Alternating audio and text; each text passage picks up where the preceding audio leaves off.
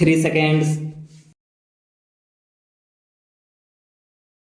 Now, sir, honorable members will recall that the bill was introduced in the House of the People on the 2nd September 2003. It has had a long history and in one form or another it has been before the public since the end of 1949.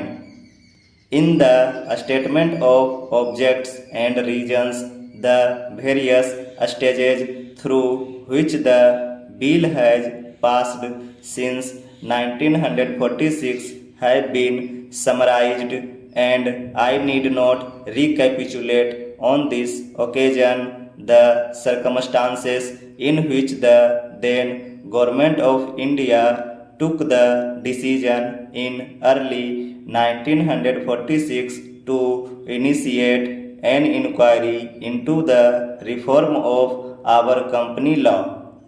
I would remind honorable members that between 1946 and 1948 the entire field of company law was carefully reviewed by two distinguished company lawyers who were appointed to recommend the broad lines on which the present act should be revised.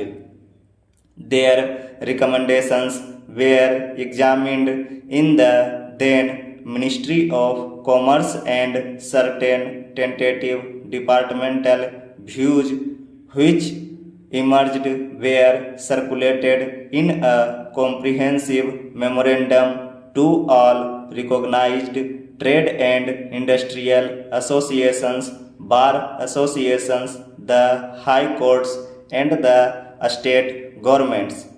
That brought us to the end of 1949. Many representations on this memorandum were duly received from chambers of commerce, trade and industrial associations, state governments, and the general public. At the end of 2000, the Government of India appointed a committee under the chairmanship of Sri Bhabha to go into the entire question of the revision of the Companies Act with particular reference to its bearing on the development of trade and industry in this country. This committee examined a large number of witnesses in many parts of the country and submitted its report in March 2002.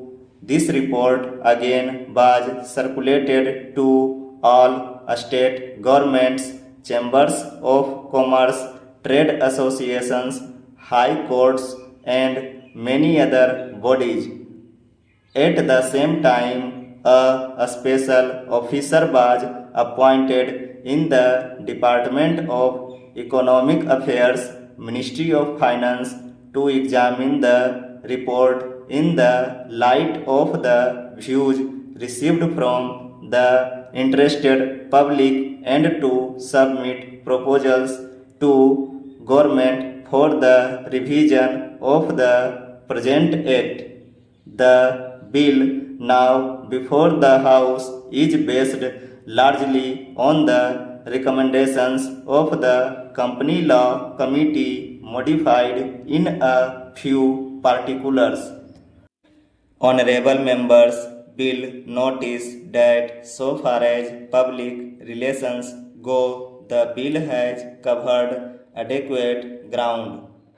In a measure like the Companies Bill, however, which covers the entire field of the operation of joint stock companies, the limits of consultation and discussion can never be exhausted, and I would like to inform honorable members that although the bill was introduced in Parliament over 7 months ago. Our officers have been engaged throughout this period in further studies and informal discussions with the interests concerned, and on occasions I have also participated in such discussions.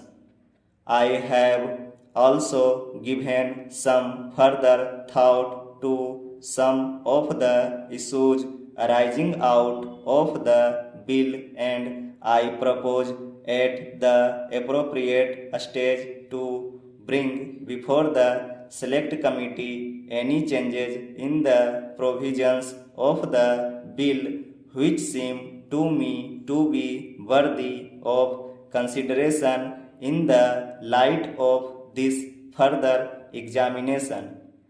Now, honorable members would have noticed that the bill contains 6 clauses and 12 schedules. I think it is probably one of the longest legislative measures in recent legislative history, but its size might be regarded as misleading unless I make a few comments. The bill is both, one must remember, a consolidating and amending measure. As mentioned in the statement of objects and reasons, this is the first opportunity which has occurred since 1923 for the consolidation of the Companies Act. Advantage has been taken of this opportunity to redraft several long and complicated sections in the present Act, which have been split up into a large number of clauses. This is the largest single factor accountable for the increase in the number of clauses in the bill. New clauses embodying substantial changes in the present law would hardly constitute more than a small fraction of the bill. I would also draw attention to the structural changes in the bill to which a reference has been made in the statement of objects and reasons. The redraft of the bill and the rearrangement of the existing chapters in the Companies Act in a more logical order have, I think, resulted in a noticeable improvement in the form of the bill, and I hope will facilitate better understanding and appreciation of the scheme. I wish that the act which came into effect long ago was implemented properly. I know that the minister here is very earnest in implementing it, but unfortunately his colleagues at the state level are disappointing him. Unfortunately, no steps have been taken for trimming or toning up the administration at the state level, and at the district level they have to be taken immediately.